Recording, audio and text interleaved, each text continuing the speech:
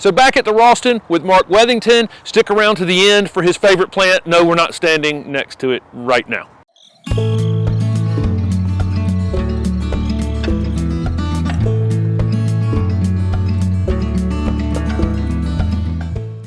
Welcome to HortTube. My name is Jim Putnam. I'm super excited for this video. I've come to the JC Raulston Arboretum again in Raleigh, North Carolina with my friend Mark Weathington, who's the director. Did a couple videos a couple months ago, one at in his landscape and one here at the Raulston. We'll have a little background noise, but ignore that if you can hear it. So I'm super excited to come back because this is all going to be all winter interest, and we're going to try to avoid camellias. You know I love camellias, and I talk about camellias so much that I've asked Mark, let's find winter interest things without the word camellia in them this morning. So you want to get us started? So winter interest is great. You know, and I got to tell you, with camellias, I worked in a garden with like 3,000 camellias, and I got my fill of them there. So I skip a lot of them. You know, one of the best plants for winter interest, one that comes up kind of no matter where you are, grows native all over the place, are hollies. Right. And they're basically all around the world. You can find hollies. You know, a lot of people grow our native holly, but one that often gets missed is our Yaupon holly, Ilex vomitoria. And when you do see it, often it's the little small cultivars that don't fruit very well, but they're gorgeous fruiting plants. And because they have small leaves, you can really see them. So Yaupon hollies grow native in kind of swampy areas, so they'll tolerate that, but they're great in normal garden soil. They fruit, the females fruit really heavily, and generally there are enough hollies around that you'll get some pollination on them. You know, I love the way the fruits kind of sit on the stems. It's great for, you know, cutting for winter decorations and things like that. And the birds will come through and eat them at some point, but they tend to last for a good long time on Yaupons. And you know, to me, that's just you know, you can prune them into type shapes. You can let them grow kind of wild. They're weeping forms that are gorgeous. Right. The thing that stands out to me on this one all the time is that gray stem. That gray stem. I can ID vomitoria from a distance with just that gray stem. Yeah, and it's amazing how well that shows up, because the new growth is always a little elongated and kind of bare with leaves, and so from a distance it really pops against the green foliage on there.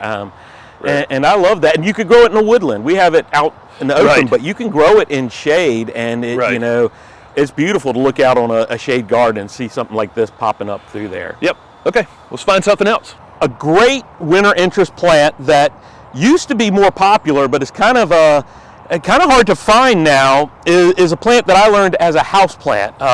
Common name is Jerusalem cherry. It's Solanum pseudocapsicum, which is closely related to peppers and tomatoes and things, but this is toxic. You don't want to eat it. If you were to bite into any piece of this, it is just bitter as all get out, so I don't see it as a problem, because boy, you'd have to have no sense of taste to eat this thing and have any issues with it.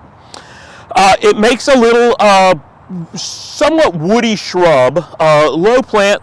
These are young plants. It'll grow to maybe 24 inches by 36 inches or so, and start flowering early in the season with little white flowers, followed just all season long from midsummer on in through winter with these bright red fruits, or bright orange fruits. In a mild winter, it'll stay evergreen. For us here in Raleigh, in a cold winter, it'll die back to the ground, but it'll re-sprout. I just think it is the coolest thing. It is so bright, it pulls people from all across the garden when they see it. Now, the one thing to be careful of is these fruits, if I squeeze it open, you know, it looks kind of like a tomato in there. It is filled with seeds. just absolutely a ton of seeds in these things, and every single one of these seeds will germinate. So you'll wind up with a carpet of seedlings under these things. What I do is I just take a little a hoe or something like that early in the spring and wait for them to germinate, and then just kind of rake lightly over them and kill them all that way, and I don't have any problem with it. They grow in full sun. They grow in shade in a woodland garden. Really, really adaptable. And like I said, they can be grown as a houseplant as well. That's how I learned them. I was really excited when I went to a friend's garden and he had some there, and I said, "Can I get a fruit?" And he said yes, and I took it home and just kind of scattered the seed. Now, the birds don't eat them, so they don't distribute them that way, so it'll just seed right around it. So as long as you don't plant this by a stream or somewhere where seed are going to wash away, you won't have to worry about this spreading anywhere outside of its range. So as long as you keep it in a nice cultivated area, it's no problem at all, and I think it's showy for easily just in fruit, 6 months of fruit color. I love bark on trees. It's something that you see, plant lovers always talk about bark. Sometimes homeowners forget about it a little bit. But one of the very best trees all season long is Stewartia. And we have native Stewartia and there are Asian Stewartia. All are just fantastic plants. This is one of the Asian ones. This is Stewartia sinensis. This has this wonderful peeling bark on there, and during the growing season, it doesn't peel as much during the growing season, and you get this beautiful cinnamon color. And then as the leaves fall off and it gets colder, it starts to shed its bark and shows kind of greens and grays underneath there, which will darken up to that cinnamon color again. As it ages, it'll just always be kind of this jigsaw of peeling bark in different colors. You'll get cinnamons and greens and almost reds in there, grays and browns. It's really, really beautiful. It leaves out nice, compact plant, beautiful foliage. And then it's a plant that Jim would love because it is a camellia relative, and you get these really sweet white single camellia like flowers on it in late spring. So it really is kind of an all-season plant. You get it a little farther north of us, and you get reliable, showy fall color. For us, it's always decent, but about 1 out of every 3 or 4 years, it is just spectacular fall color. They're easy to grow. They're tough. They're sometimes a little bit hard to find in the trade. You have to really search them out. But if you find a Stewartia, chances are it won't be cheap, but they're easy to grow. They're great plants. Full sun to kind of light shade, high shade will do great for them. Very, very cold hardy, very, very heat tolerant. So they really will grow anywhere, and they're worth the money. If you see one for sale, go ahead and buy it. If you don't have room for it, send it to me, because you can't have too many Stewartias of any type. This plant, I have to admit that I am not a cactus agave type person. I like lush and green and things that aren't so spiny, really. But this agave, this is Agave ovatifolia, sometimes called the whale tongue fern, and you can kind of see why with these big, broad leaves. And this is one called Frosty Blue. And to me, this is always one of the very most striking plants in the garden. Doesn't matter what time of year it is, always just looks great with this silvery, cool blue foliage. And you can grow it with anything as long as you give it sun and pretty good drainage. It doesn't need to grow in sand. It doesn't need desert conditions. In fact, these agaves, if they have good drainage, they love water. They'll grow 3, 4, 5 times as quick here in eastern U.S. Than they do in their native habitats. But they'll survive drought, so you don't have to worry about them when you go away on vacation and it doesn't rain for 6 weeks in summer. So this frosty blue is about the bluest of the bunch, and then it's highlighted with these really black tips and spines down the side of the leaf. I like growing them with plants that will complement them. The first 2 plants I put in my garden at home was a frosty blue agave ovatifolia and a gold-leafed gardenia that 365 days a year I get this cool blue and this bright gold growing together. Here, it's wintertime, so you don't see a whole lot around it, but we have herbaceous perennials and bulbs and all kinds of things planted around this, and it would be a bare spot if it was just the perennials and spring bulbs in here. All winter you would have nothing on the ground except for pine straw, but because we have this agave here, it's still a place that really attracts attention and people want to see. Now, some agave offset and you can pull off the side shoots and replant them. And when they flower, agaves die. They're monocarpic. One flower and they die for most of them. And in most cases, agaves, when they flower, they'll have offsets and you can grow those out so you continue your plant. Agave ovatifolia does not offset. So you'll grow it for 5, 10, 20 years, and it'll flower, and then it dies, and you need to buy a new one. And I've had people say, oh gosh, I don't want that plant because after it flowers, it dies. But if it lives for 10 years in the garden, is this huge statement piece in your garden for a decade, and then you have to go and spend $15 or $25 to buy a new one. Seems like a pretty good investment to me. And that way you can also move it around, the next time maybe plant it in a different spot.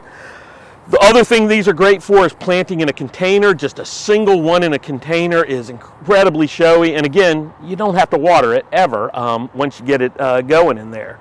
So beautiful plant, whale-tongue fern, whale-tongue agave, frosty blue. One of the best things about gardening in the South is you're never without flowers. Doesn't matter what time of year it is, you're always going to have flowers for you. And anywhere around the globe in temperate climates, one of the favorite flowering plants are always the cherries, the flowering cherries.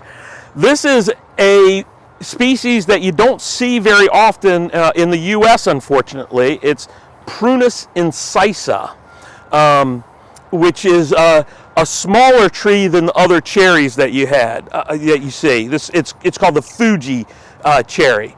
So this is a named one called Shikizaki, which is a really heavy flowering one. It's got these flowers that open white and kind of fade to or darken to a light pink flower. When it flowers is kind of iffy. It really depends on the weather. Sometimes you get it in December. Sometimes it's more January, but it always flowers during the winter. It's got this beautiful gray bark, so after the flowers drop, you'll see this gray bark. It will produce little cherries, which are edible. Not much flesh to them. There's more seed than anything else, so generally not worth the trouble on there. And there are a lot of different forms. There are ones that are really nice dark pink. There are weeping forms. There are little dwarf forms. But what's great about it is you can have a flowering cherry in your garden. It's flowering during winter, and you can have it as a shrub, as a small tree. You can make it almost into a bonsai. very tough plants. I grow them in containers often because they don't get too big, and they're beautiful when in flower. And during the summer, they can be nondescript a bit, and you can move that container somewhere else and put something else in that spot. I love these, and I wish more people grew them. Unfortunately, you don't see them in the trade too often at garden centers because they're flowering in winter, and people are not shopping for plants in winter. And so when they come in March, late March, April, May, early June to do most of their plant shopping, they see this green plant and they see the big showy cherries in flower, and so they go with those instead of this. So often you have to find it mail order, but I guarantee you, if you get a Fuji Cherry, Prunus incisa, you will not be disappointed, and people will be coming and knocking on your door asking you what that is in flower. And I don't know if you're capturing it, but around me, if I look into this plant, it almost looks like it's moving because I have honeybees on here from our beehives. I've got little ones of our native pollinators. It's a nice warm day out here, and they are active. And if you want to do good for the pollinators, especially our native pollinators, what you need to do is plant a diversity of plants, because when it is 60, 70, 80 degrees during winter in our area, the pollinators are active. And if there are flowering things around, they will find them, and they will get nectar, pollen from them.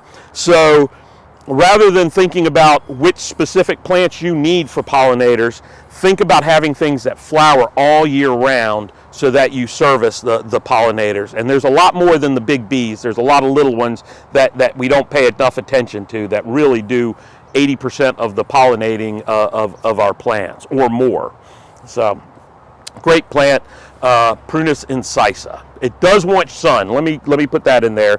I have a lot of shade, so I can only grow about 3 of these at my house because I don't have enough sun for even more of them, but well worth it. Okay, a plant that I love, and some people love it, some people hate it, but I wouldn't garden without it, especially for the winter garden, is Mahonia. And there are a lot of different types of Mahonia, a lot of different species, but the showiest of the showy are the Mahonia media types, which are hybrids, hybrid Mahonias. They're evergreen plants. The most have spiny leaves, although there are some Mahonias like soft caress, which is a little tender, which are nice and soft to the touch. They grow in kind of this cane-like growth where they grow with straight stems up. They almost don't branch at all until they get taller, and then even when they branch, those branches go straight up. But depending on the type you have, they will flower from fall into very, very early spring, with a lot of them flowering in the middle of winter. And they are so showy with these bright yellow plants on spikes standing straight up from the tops. The pollinators absolutely love them. They are just the way the flowers sit on top of the foliage is amazing. Now, in the U.S., we've got it in our heads that all shrubs have to stay, 4 or 5 feet tall, and so a lot of people will take them and cut out the oldest, tallest stems. Now, don't prune this like other shrubs, because they have those long stems, that cane-like growth. If you want to keep it smaller, what you do is you cut out the tallest branches, tall shoots, cut them all the way down to the ground. That'll encourage more growth from the bottom, and you'll keep a fuller, more rounded plant. Now, the way I like these is the way they grow naturally, which is to let them just grow up.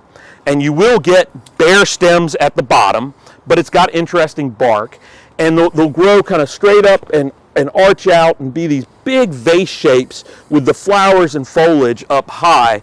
And for really very hardy, temperate evergreen plants, they'll look very tropical when you do that, almost like the way palm trees and some of those other plants grow.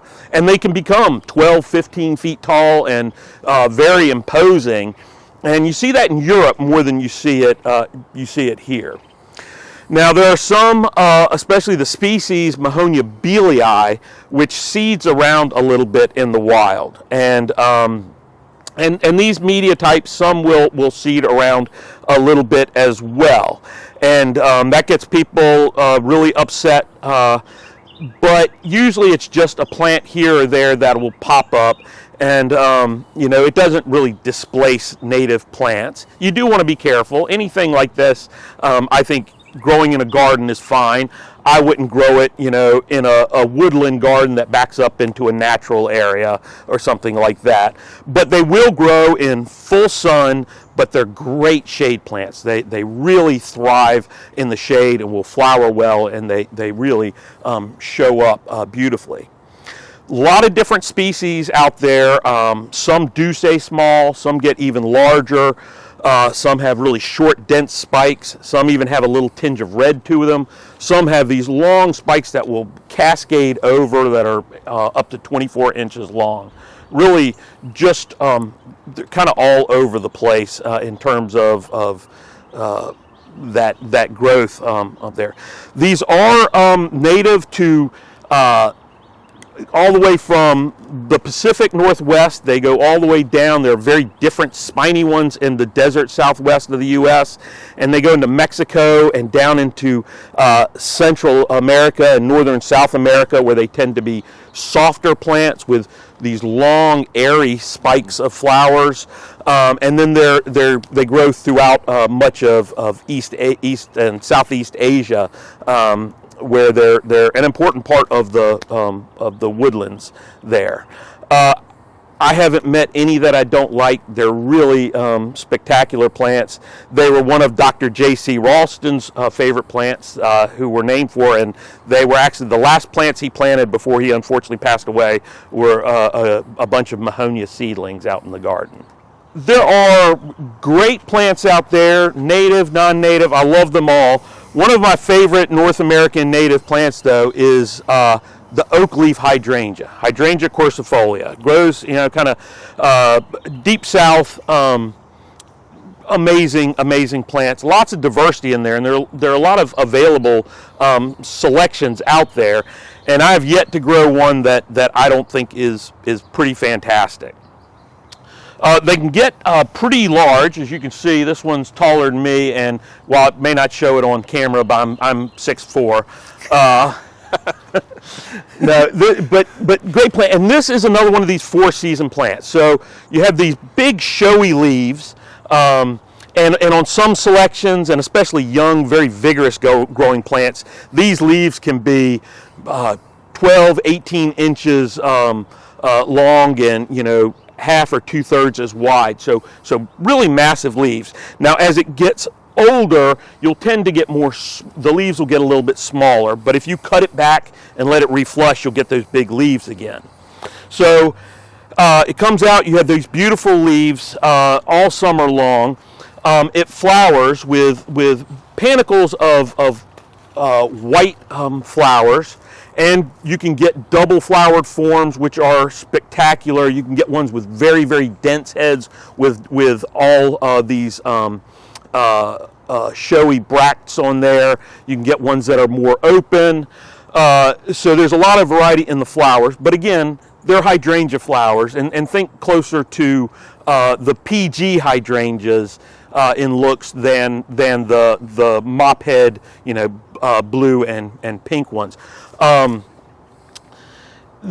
you get that, and then as you can see now, you can get beautiful fall color, and it'll go from the green to a burgundy purple, and then reds and oranges and golds as it ages. Really just this kaleidoscope of color. And then after all the leaves drop, the bark, once they get a little bit older, like this plant, the bark is this beautiful peeling cinnamon color. And because this plant doesn't grow real dense, but is kind of open, long branches, you can really see that those branches on there, which is unusual for a shrub to really be able to appreciate the bark on it. They grow naturally in shady spots, and they're happiest in a bit of shade. In a lot of sun during the summer, sometimes they'll wilt during the day. Don't water them if it's you've been having some rain or if there's been water, because come out in the morning and they'll be popped back up. They just have those big leaves, and that's how they cope with it being hot and a little bit dry. Once they're established, they're really tough, and they're great for using with other plants. They've got these big, broad leaves, great fall color. We've got it growing here with Alyssium Florida Sunshine, which is, one of the showiest evergreens we grow. And during the season, when this is green, it provides a great backdrop for the chartreusey gold foliage of the Florida Sunshine. And then when it goes into fall, the fall color, you get those burgundies and gold, which is beautiful. And then even when the leaves all drop, you've got that great cinnamon bark and the gold winter foliage. That's beautiful. So every season it really plays off other plants. We love growing it with camellias. We grow it with some roses. We grow it in native gardens with all native plants. Really, I can't think of a plant that this doesn't pair well with, because it's not garish in its own right, but it always has this real subtle charm and beauty. Another plant that I just can't imagine gardening without. All right, Mark, so before you talk about the last of your favorite winter plants today. We could go around this garden with all so many pieces. I'm standing here looking at, should have talked about that, and should have talked about that, and should have talked about that. Right, yeah. Even the yellow nandinas, which get no love, but are actually beautiful this time of year. Just great plants. So thanks again for hosting, as always. Appreciate you helping out and teaching. You're such a great teacher. Well, thank you.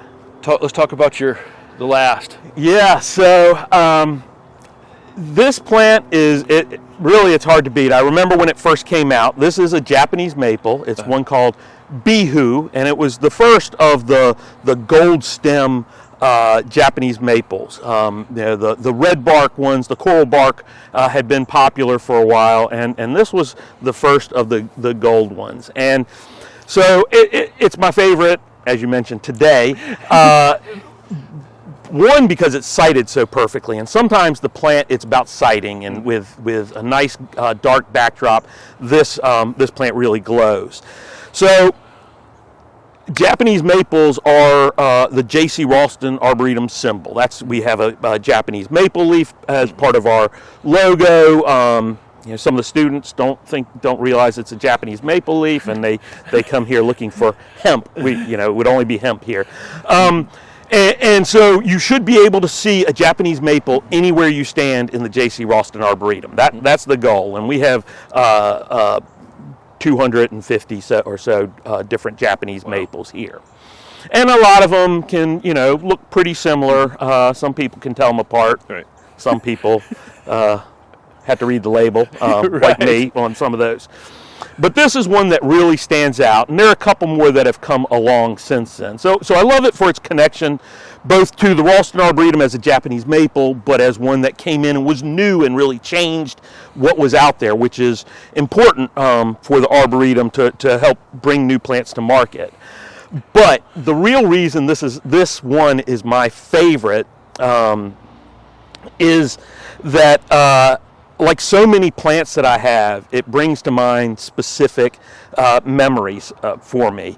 You know, I have memories about plants that I collected in the wild, memories of plants that I got from people who are no longer with us. Plants that, you know, when my grandfather died in New Orleans, that I went down and dug some Ruellia from his garden and brought it back to my garden. And while I wouldn't have bought that plant, it means a lot to me. And this plant, my daughter was quite young. I won't try and put an age on her, but probably 8 or 10 years old. And we were visiting a great nursery in North Carolina. I was picking up plants for the JC Raulston Arboretum. And we had a whole truck full of plants. And we just took a walk around a little bit, and we walked through their Japanese maple house.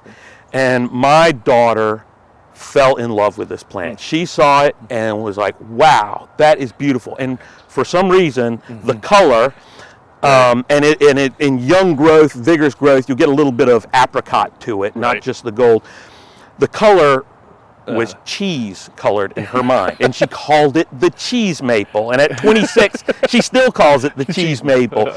But anything that got my daughter that excited, I was like, oh, hey, I need to get this plant for my home garden. And took it home and planted it, and loved it. And so every time I see this plant, it makes me remember my little daughter and her going on this little excursion to pick up plants with me. And you know, it was really the first time that she always liked plants, but this was like a specific plant that was kind of hers. And she has good taste because it's a great plant. You know, even as it gets old, it holds on to that gold bark. Still down to the bottom. You know, it's too good a plant to not have in the garden. Nice. Thank you, Mark, as always, for, again, being such a great host here at the Raulston. Hopefully we'll come back around in the spring. We'll do one of these maybe spring and summer favorite plants that week. That's right. Tour of the garden. So make sure you subscribe to the channel for that. Thanks for watching, guys.